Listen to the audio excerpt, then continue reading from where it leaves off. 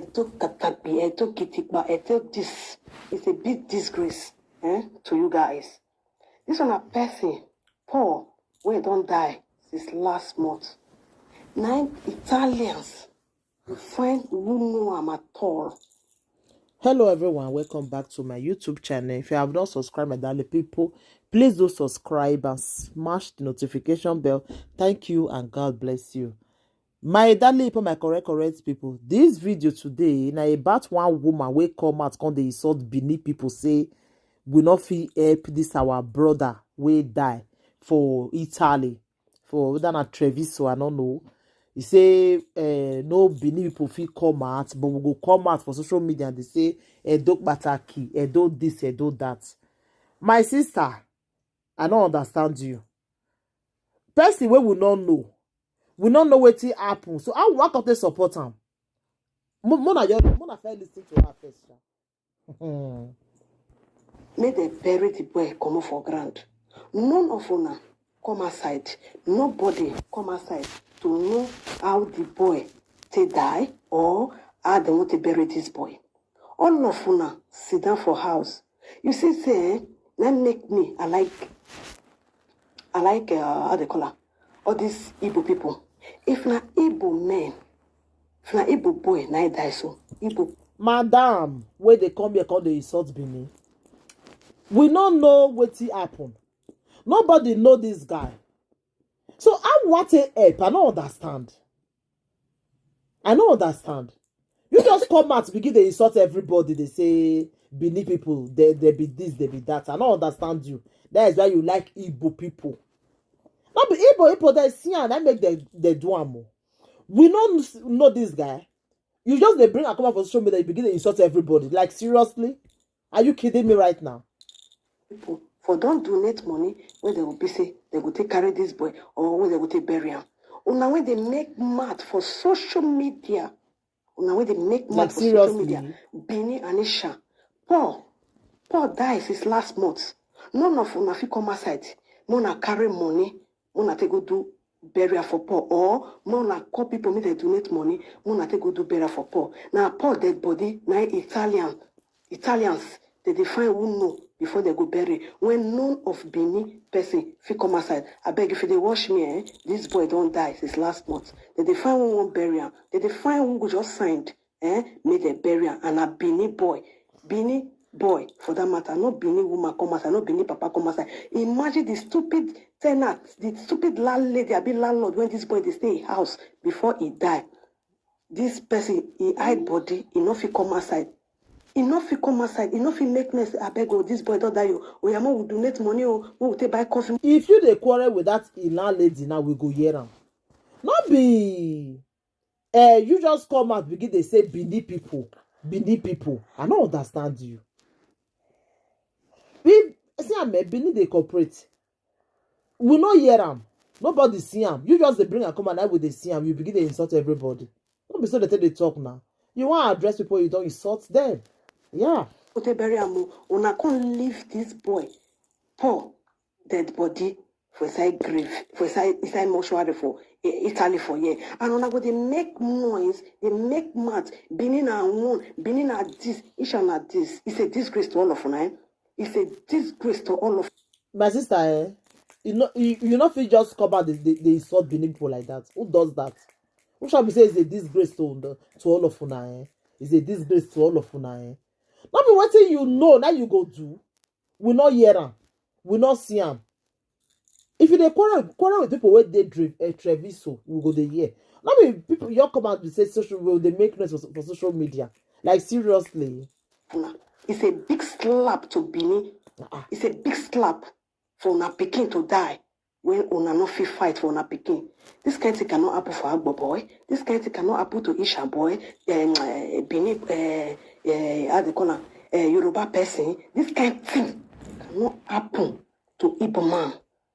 Benin una be disgrace. Una be disgrace. Will you shut up your mouth there? How dare you say Benin una be disgrace? Benin una be disgrace. This woman, you dey okay? You sure say you sleep well last night? I'm not sure say you dey okay. Isha people una be disgrace. For Paul to die, una no fit come outside come bury Paul. Una be disgrace. Una pikin die, una no fit come outside come bury am. Una be disgrace. Una be disgrace. It's a big disgrace. It's a big disgrace. You know what they call disgrace? Una disgrace on herself, I swear.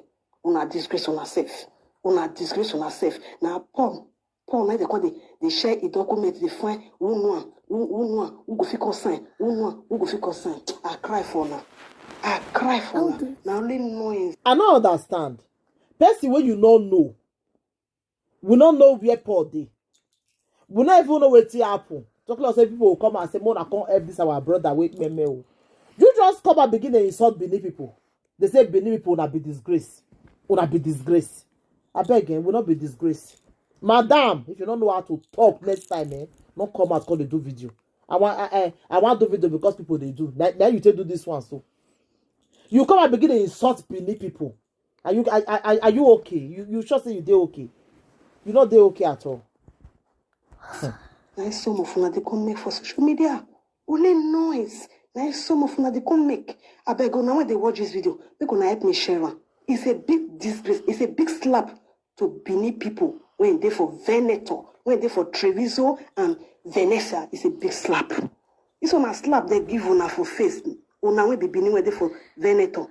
They give una slap. But anyhow, it's a big disgrace. When Igbo men, Igbo women die, they see what they bury them. They donate money. They reach on our own. All of una food left, food and food nose. Because not be on a picking. Because not be on a picking. It's a big disgrace. And when they say disgrace, now big disgrace. I cry for now. I cry for now. Not to mad for Facebook now na sabi. Not to craze for Facebook now na sabi.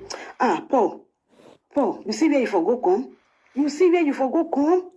Paul, you see where you for go come? If you not quick run go die now. Why you run die? Why you run go die?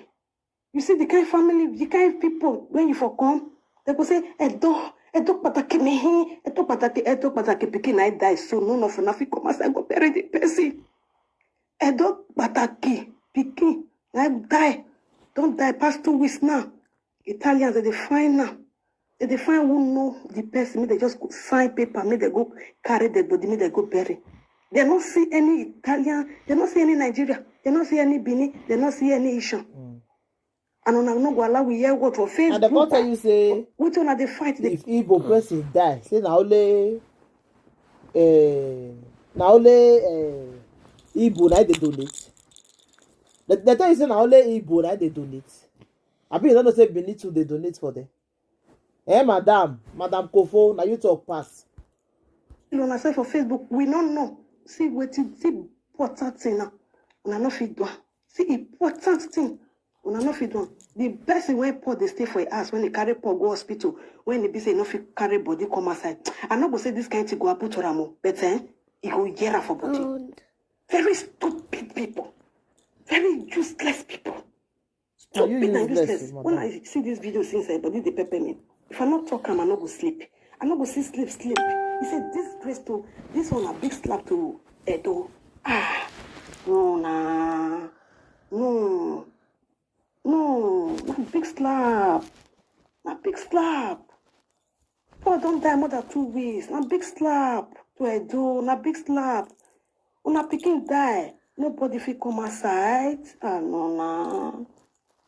No. If we donate to 50 euro or 20 euro, we go buy small coffee. We go bury am. What tell you for do as you come out? Now to tell people make they come support. Social media people never see them. So we not be one when we can't know whether they happen for everywhere.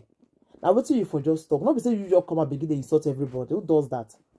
All of una hide body, no one everybody come outside. I know now, I'm a disgrace. They cry for. Because this kind of thing no fit happen for Agbo boys. It no fit happen for Igbo man. But when you talk, you be like Agbo for Yoruba people at all. At all. Bini, una for my hand. Una for my hand. I know say many of una go see what you do now. Call the customer children. Say what this girl they talk more for mass. So now Bini you carry mat go. See una pikin na rot na dey roti. Una pikin dey roti for hospital. Before they will go start to use the body, it broke us everywhere. They do experiment for Italy. There is a shame for now. Shame for now. Shame for now.